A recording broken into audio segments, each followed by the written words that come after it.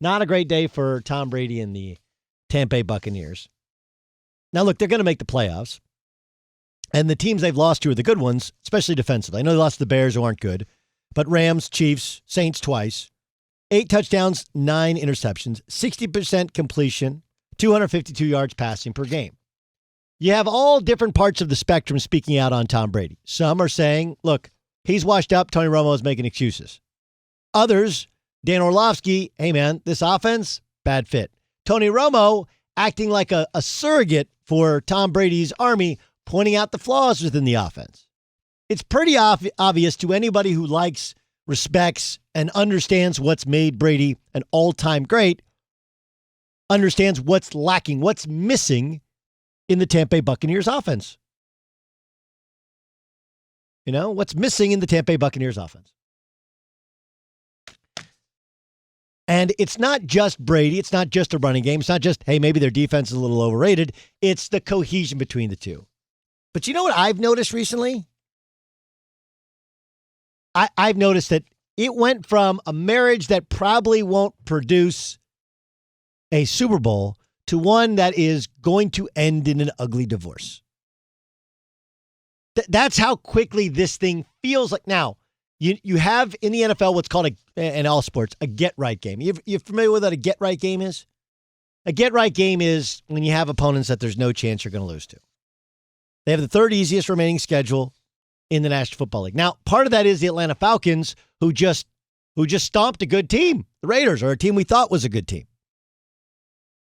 So they have some get-right games coming up. But Tom Brady, 3 touchdowns, 2 interceptions, another loss, another home loss to the Kansas City Chiefs. In fairness, they've only lost to good teams or good defenses. The Bears aren't a good team, but they do have a very good defense.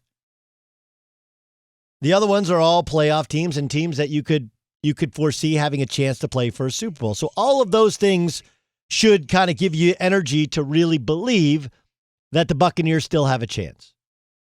But when I hear Tony, so here's the difference. Do you guys remember, I want you to jog your memory a little bit. Do you guys remember when the Bears, I think, were playing the Rams on national TV on Monday Night Football? And Brian Griese, as an analyst, got in a little bit of trouble because he said that Matt Nagy called plays that Nick Foles knew wouldn't protect him, wouldn't work. Do you remember that? Okay. The way it usually works is what happened with Brady and Romo, not what happened with Foles and Griese. Usually, a quarterback tells another quarterback, hey, man, he keeps calling stuff that ain't going to work. Our line's doesn't protect enough. I'm not athletic enough. Our wide receivers aren't getting open well enough. The timing of it, he's running plays to just call plays, not plays that fit what I need, when I need it, how I need it, right? And usually Griese changes that and says, here's what I think. It feels like, this is what a lot of guys say, it feels like Matt Nagy is calling plays that don't quite fit what Nick Foles needs, wants, or has to feel good about. That's what happened in the Buccaneers game. Brady has always been close to Romo. Don't believe me? How do you think Romo knew all the plays, what was going on in New England? I mean, do you think he just studied film after film after film and knew what play was called? No. He and Brady are clearly boys, right? They're the exclusive. They're in whatever skull. You know that? Remember that movie Skulls? Ramos remembers it, right? Like the Secret Society of Yale, Skulls. What's it called? It's supposed to be at like the government level. That there's that Dan Brown movie about where everything's got the pyramid in it. You know, what is that called with the eye coming out? Illuminati, right? There's like a football Illuminati. That's what there is. There's a football Illuminati where those guys know each other. And Romo spent the entire game pointing out the flaws within Bruce Arians' offense.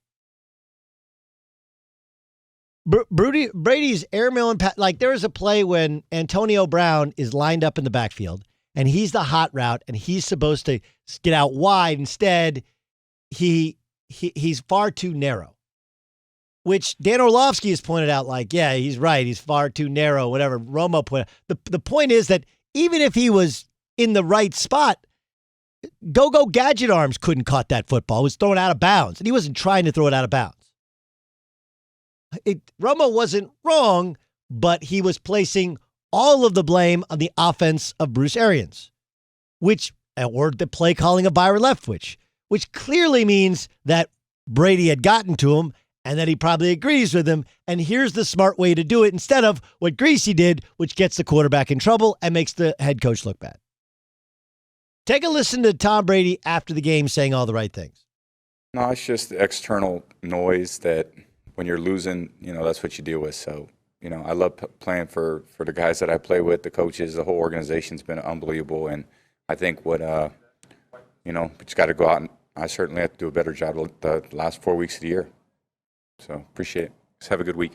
Yeah, I mean, look, he's saying all the right things, but I'm going to warn you from doing this for a long time. What people say, that's what actually made Arians' comments about Brady so weird. Everybody says the right thing about we're going to get it a little bit later into the Rams because generally Sean McVay says the perfect thing. When it goes right, it's about the players. When it goes wrong, it's about the coaches. He lost a little bit of that yesterday, showing that he's truly frustrated.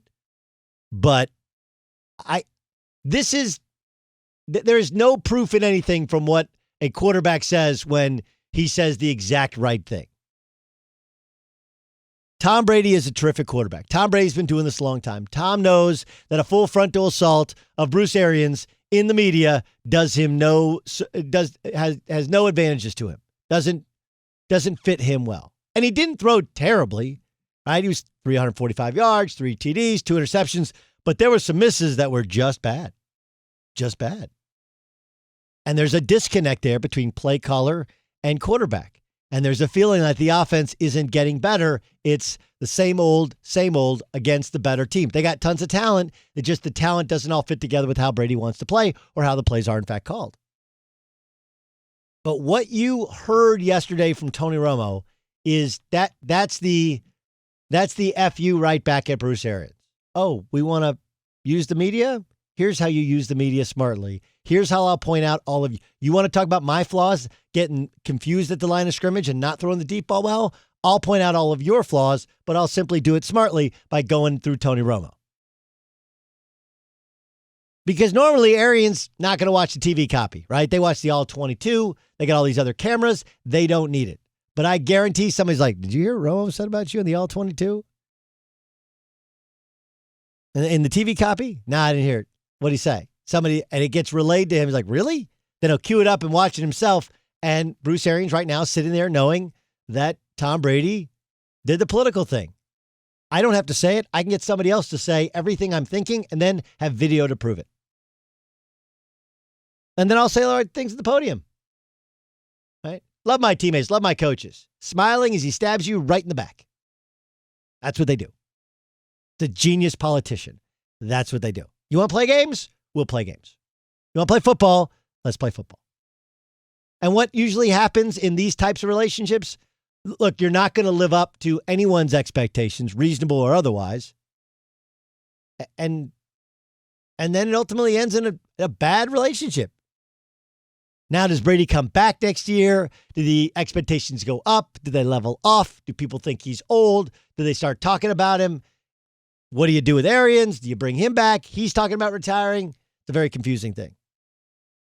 I didn't think it would end in a Super Bowl and thought it would end as a guy who chased it and found out it wasn't all that happy on the other side, but it would end fine. Now I think it's going to end ugly. I just do. Don't believe me? I got Tony Romo's comments, which I believe came on some level from Brady and Brady's people to back that up.